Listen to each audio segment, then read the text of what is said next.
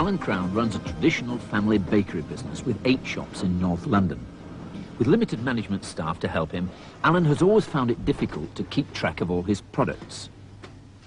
It's very, very difficult to control what you're making and what's going to which shop. We knew it was being made in the bakery because we did have a sheet filled in by them telling us what they'd made, but we didn't know which shop it was going to. That was basically down to the manageresses and the drivers. If the manageresses thought they needed a bit more, they asked for it, but what that usually meant was that somebody else got a bit less. To help sort out these problems, Alan uses his micro to run what's known as a spreadsheet program, containing all the data concerning the manufacture and distribution of his range of goods. A spreadsheet program is rather like a large chart on squared paper into which you can enter data at will. More importantly, the program allows you to specify the relationship between any of the rows or any of the columns or even between the squares. For instance, these 3 squares are linked by these formulae, so that changing the value in A produces corresponding changes in the other 2 squares which relate to it. So how does a program like this fit into our business? On the left here we have all the different lines that we make, the bread and the rolls and the small bread and the brown and the wholemeal. And then the columns across are the different shops, what each shop receives. If I move the cursor across, you can see the full screen will move across, and this covers all the 8 shops and the wholesale run as well. And at the end of the sheet, right over here, there's a wholesale column, then a totals column, then a number of flour bags used, and then the value of each line as it's produced. Now, what do you do if you want to change the amount of stock, say, in one shop?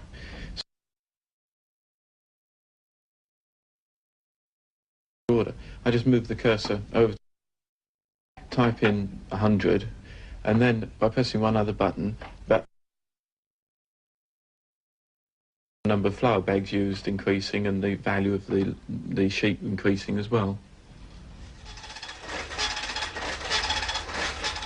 The printer produces what I have in the computer as hard copy for the bakehouse, and they use that for the daily production, with all the numbers of different lines and the actual numbers of bags of flour that we need for the day. This really takes away quite a lot of the guesswork from the bakery. By reducing the element of guesswork, Alan has also been able to increase his production.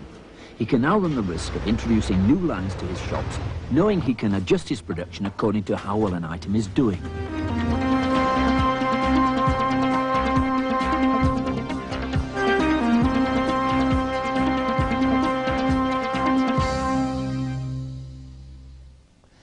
Well, the low cost of the micro has enabled small businesses as well as departments of large companies to get easy access to computing. Of course, there are snags, but there are also real benefits. This week, we shall be looking at the business software available for micros and what guidelines to follow in buying it. And we shall be seeing some of the problems of writing your own business programs. The most used business software on micros is for financial planning, the sort of package being used to plan the production and distribution from the Crown Bakery. Its great advantage is the rapidity with which the model can be written and how easily changes can be made.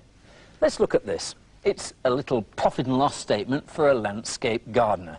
And on the top line here, an income, he's got what his revenue he expects to be each quarter, spring, summer, autumn and winter. He's got the costs of his plants, which is half his income. He's got the wages of one man here, and he's got the rent of his officers. Totaling those 3, plants, wages and rent, he has his costs, and subtracting that from his income, he gets his profit line here. Well, one of the spreadsheet system is you're not limited, the size of the spreadsheet, to the size of the screen you're operating on. You can imagine the screen being a window, being able to move it around and look at any place you like on the spreadsheet. And you do this by moving the screen, and it will bring in the column there on the right-hand side and lose a column on the left-hand side. And this is the total for the year. So he's got a revenue of £53,081 with a total of £12,000 profit at the bottom right-hand corner. So it looks a very healthy business. So in addition to this, what he has done, he's actually produced a bank statement to see what the impact has on his bank. And we can look at that very quickly. And that's his bank account that would be a result of those revenues, if he achieves those revenues and the costs were the same. He has an opening balance of 0. The money comes in on the credits. He's got debits as he pays for his flowers and pays for the individuals, and he's got drawings of £2,500 per quarter, and it leaves quite a nice healthy balance in the bank itself. Well, that looks fine. But then he has the opportunity of doubling his revenue from the summer onwards, and that's where a computerized spreadsheet modeling system really comes into its own.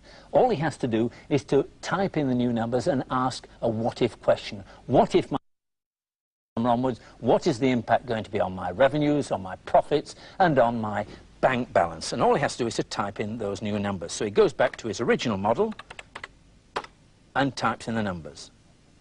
And he can see here his income is going to change from the summer onwards, and it's going to double. So we simply type in 26,000, and that will modify it throughout the year. He's reckoning his income will grow slightly each quarter, but with the doubling of his work, he needs another man, so he's going to double his wages. 3250, and that will continue for the rest of the year. And we can very quickly look at the impact that has had, again by scrolling to look at the total column.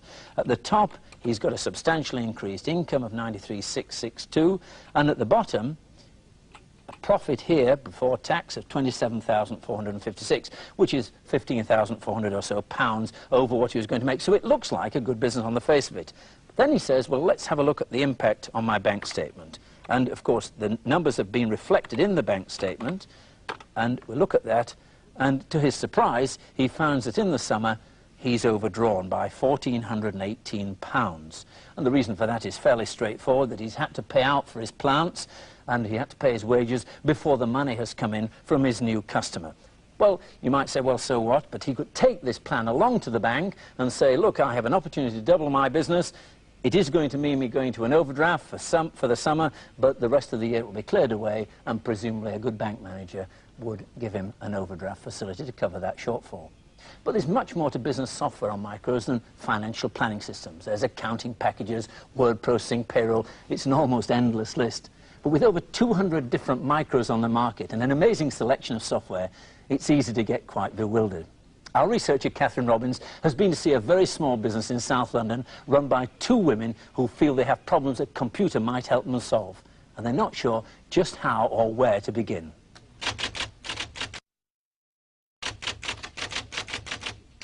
2 years ago, Hazel Radcliffe gave up her job as a teacher and set up work in an upstairs room at home. She and her friend, Christine Wartham, had been teachers of machine knitting and had soon realized how many people needed extra tuition in this area. So they got together to write a collection of notes and leaflets, which soon turned into a full-colour magazine, Knitting Machine Digest. Fine, thank you.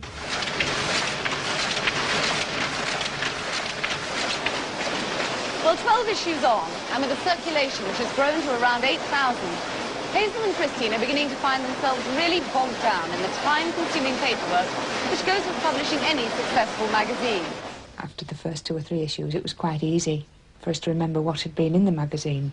But now if we were to have a phone call and somebody would let's say, we've seen a sock pattern in your magazine, we'd like that particular issue, which one was it, please? It then involves us searching through the back issues to see exactly which one the socks were in. We do keep them on record separate from the magazine, but they're all in boxes and files, and they're all cross-referenced, and it's very difficult to go straight to what you want, especially if somebody's waiting on the telephone. Subscriptions are never straightforward. At the moment, we make out a record card, and then we make them out 5 more labels to cover the rest of the year. But then halfway through the year, somebody will change their subscription. They want to move house and give us their change of address, and it means searching through each of the files and changing each one manually. Whereas we feel if it was recorded on a computer, we'll be able to get to the information straight away and change it very quickly. We send out an invoice, then you wait, then you have to send out a statement, then you have to send out a restatement, and it takes an awful lot of time and chasing and following up. And we feel that with the computer, quicker, B, it would be much safer because we'd know exactly where we were. But is a computer really the best answer to all these problems? Surely it would be much simpler to employ an... For a small business, one of its advantages, its main advantage over a large concern, is that it is able to turn around an idea quickly. If we were to employ somebody else, it would be very difficult to find somebody who knew what we were talking about, both in machine knitting terms and in terms of the magazine. But while deciding to buy a computer is one thing, finding the right sort of machine to suit one's needs is quite a different matter. First of all, we looked at the magazines, but we didn't find them very helpful because they assumed you knew what they were talking about, and we hadn't got a clue. We feel we might have made a mistake in talking to sort of friends about computers, because one person who uses one particular type of computer obviously thinks that's great, but if there was somewhere where you could tell them exactly what you needed and then they could assure you that not only suited you now but would suit you as the business grew, because hopefully this business is going to grow and grow, and if it grows at the rate that it has done over the last 2 years, then we don't want to buy a computer that in a couple of years' time. Well, that's an example of a very small business in a fairly common situation. They've identified problem areas in their business, in their case subscriptions, accounting and some sort of information retrieval. Well, with me today is Colin Harris of the NCC Microsystem Centre in London, whose job it is to give advice to businesses about micros and their software. Colin, what advice would you give in this case? Well, before I give any advice at all, I'd like to clear up 3 specific items. First of all, I'd like to make certain that I understood fully what was being asked. Secondly, I'd like to be clear in my own mind that the problem could and should be handled by a microcomputer. And thirdly, I'd like to make certain that in my mind again, it was economically viable. Now, in this particular instance, I would regard using a proprietary information retrieval system as being a very good answer.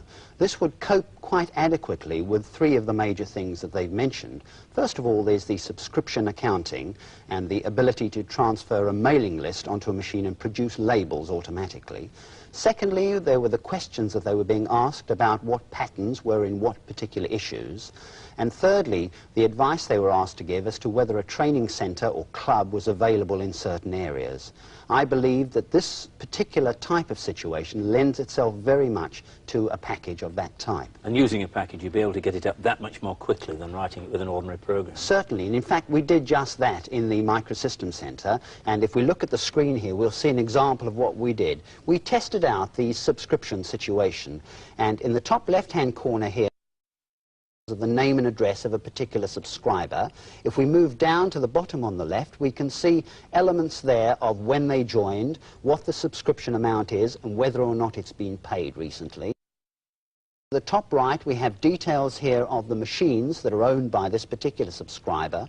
And finally, on the bottom right, we have the most important things of all as far as we're concerned, which are the details of what club night is being run, when the time of a particular training session is being achieved. We took perhaps 2.5 hours, that's all, to set up within the particular package that we're talking about the details of this particular requirement. And how long would it have taken you if you'd have written it in, say, BASIC or some language like that? Well, that's very difficult to assess, of course, but I would imagine that it would be 2, 3 or perhaps even 4 weeks to successfully accomplish what we managed to do in 2.5 hours. And then there's all the problems of updating it and changing it when you're finished. Certainly, and one of the beauties about this particular package, this piece of software, this program, is that it is very easy for the users to be able to change it. Once they become more familiar with its use, they may decide that they want certain elements changed. It's very simple for them to learn to change it themselves. And what equipment did you recommend? Well, equipment was fairly straightforward and simple to recommend. We decided that they would need a screen with a keyboard naturally. They'd need the computer with 2 disk drives and obviously a printer for producing their subscription lists and also their name and address labels. We felt that that should easily be contained within a figure of £3,000 to £4,000. And was it an economic proposition going to your third area? Was it an economic To my mind, it was an economic proposition, otherwise I wouldn't have carried it forward. But I must leave this decision to the client. This is the decision they have to make, whether in their view, with my advice and with the advantages and disadvantages that I feel the system would provide, they have to decide finally whether it was economically viable for them. It sounds almost miraculous that you're able to do something in 2.5 hours. And that excludes, of course, setting up all their files of their 8,000 subscribers, but do it in 2.5 hours when programming would take 3 weeks. What are the limitations? Well, there are 2 major limitations with this system. First of all of the information with regard to one subscriber, shall we say, has to be contained within the size of one screen. Secondly, the number of subscribers, in this case we only have 8,000, but the number of subscribers would be limited under this system to 65,000. So they've got plenty of room for expansion from 68 to 64. Yes, indeed they have. But advantage with this, although it isn't a disadvantage in this case, there are no mathematical capabilities associated with this particular package. We can't add, multiply, divide, etc. This is purely an information retrieval package. Well, thanks a lot, Colin. Well, in this case, a commercial package was used, but there is another way.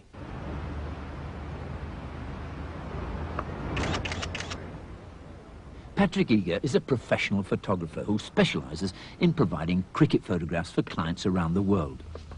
Back in the office, he uses a micro to help with the day-to-day jobs of running a photographic business. Jobs like of which client has which photograph, and printing the delivery notes, captions, and reminders that go out with each batch of photos. Interestingly enough, the software that does all this, he wrote himself. Get any commercial software?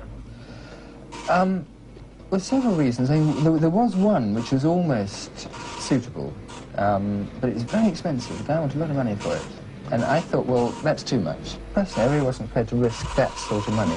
You knew exactly what you wanted as the output for your final programs? Or well, did you really change around a lot?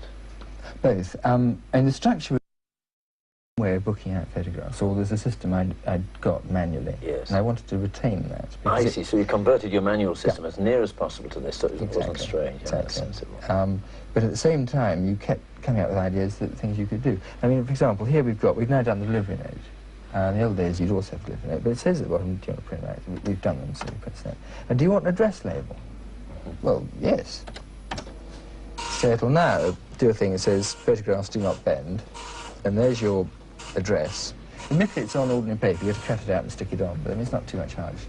What difficulties did you get into programming it?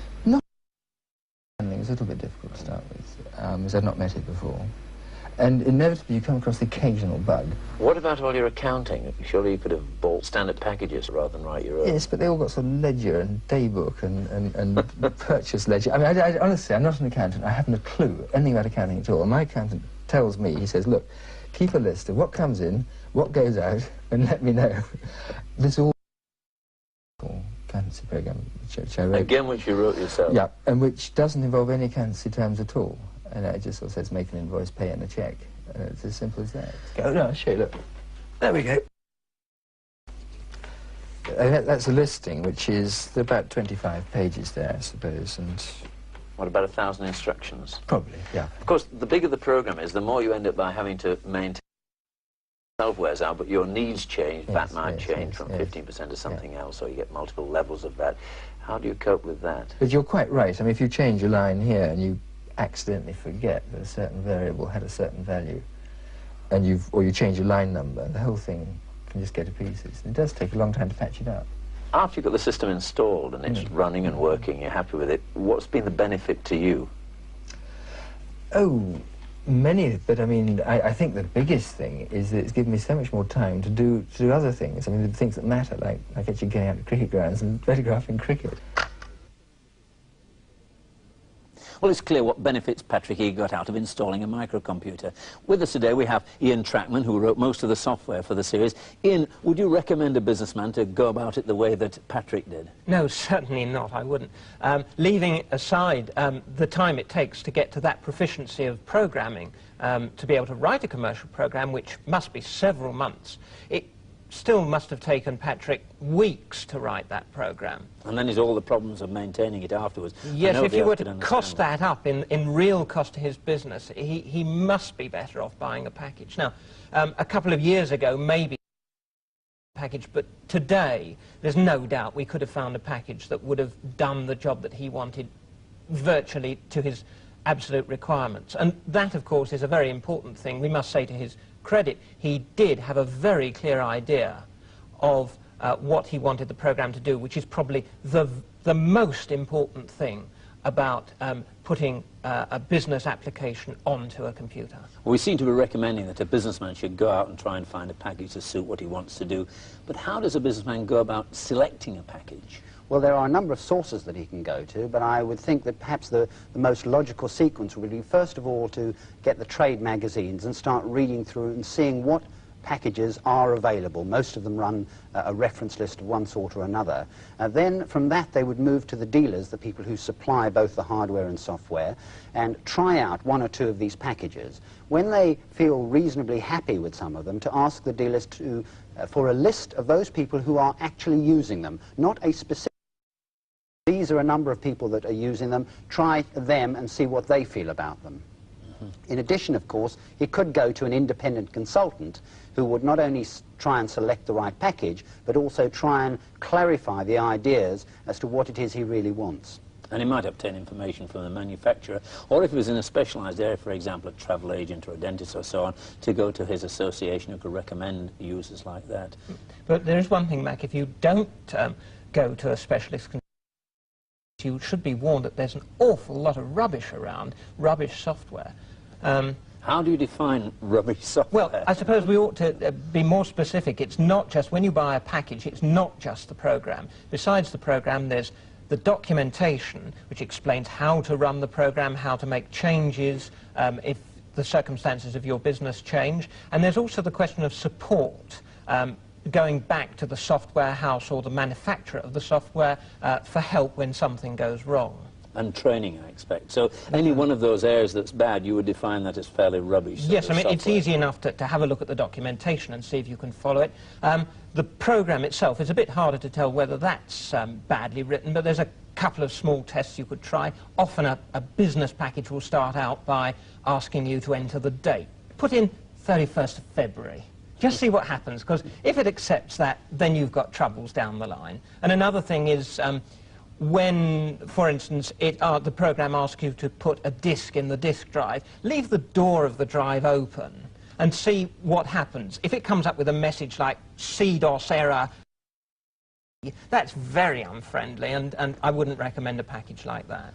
So we've gone out, we've found a piece of software we wanted, we've gone to a consultant, he's recommended it, we've gone to somebody else who's actually using it, we've got our software. How do we go about selecting the hardware? Well, I think the most essential piece of software is to make sure that that piece of software works on the piece of hardware that we like. So that's the first thing. Secondly, that the piece of software, that piece of hardware should be able to grow with the user so that he can add other things. And thirdly, that the piece of hardware should have the largest possible availability of commercial software so that it can use any piece that he wants. How does he measure the benefits once he's got his hardware and software? How do you measure the benefits as a consultant? Well, it's very difficult to measure benefits, which is why I always leave that element to, as much as I can, to the client. But there is efficiency, and how does one measure efficiency? There are certain basic applications where it's relatively easy. For example, if you're collecting your money, if you've got your sales ledger on a computer, you can measure quite easily how much quicker the money is coming in because your statements are going out very much faster. There's that sort of application. But as I say, in terms of efficiency, it's very difficult to measure what efficiency is. Well, thank you, Colin. Thank you, Ian.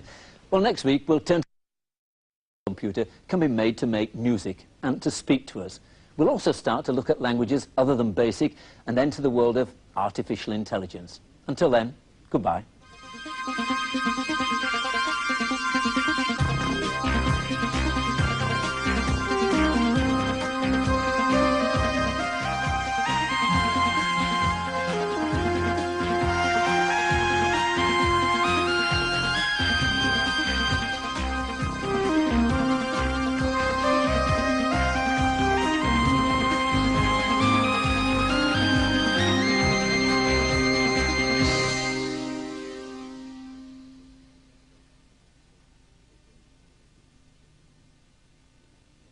To accompany this series, the BBC has produced a book for use with the cassette-based British Broadcasting Corporation Model B microcomputer. The pack costs £12.95 and is available from bookshops and micro-dealers. So how does a program like this fit into our business? On the left here, we have all the different lines that we make, the bread and the rolls and the small bread and the brown and the wholemeal. And then the columns across are the different shops, what each shop receives. I move the cursor across, you can see the full screen will move across, and this covers all the 8 shops and the wholesale run as well. And at the end of the sheet, right over here, There's to run what's known as a spreadsheet program, containing all the data concerning the manufacture and distribution of his range of goods. A spreadsheet program is rather like a large chart on squared paper, into which you can enter data at will. More importantly, the program allows you to specify the relationship between any of the rows or any of the columns, or even between the squares. For instance, these three squares are linked by these formulae, so that changing the value in A produces corresponding changes in the other two squares which relate to it. North London. With limited management staff to help him, Alan has always found it difficult to keep track of all his products. It's very, very difficult to control what you're making and what's going to which shop. We knew it was being made in the bakery because we did have a sheet filled in by them telling us what they'd made, but we didn't know which shop it was going to. That was basically down to the manageresses and the drivers. If the manageresses thought they needed a bit more, they asked for it, but what that usually meant was that somebody else got a bit less.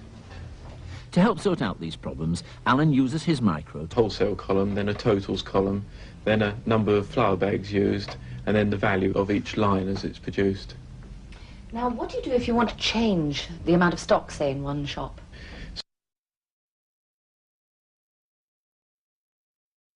Order. I just move the cursor over, type in 100, and then by pressing one other button, that number of flour bags used increasing and the value of the sheet increasing as well.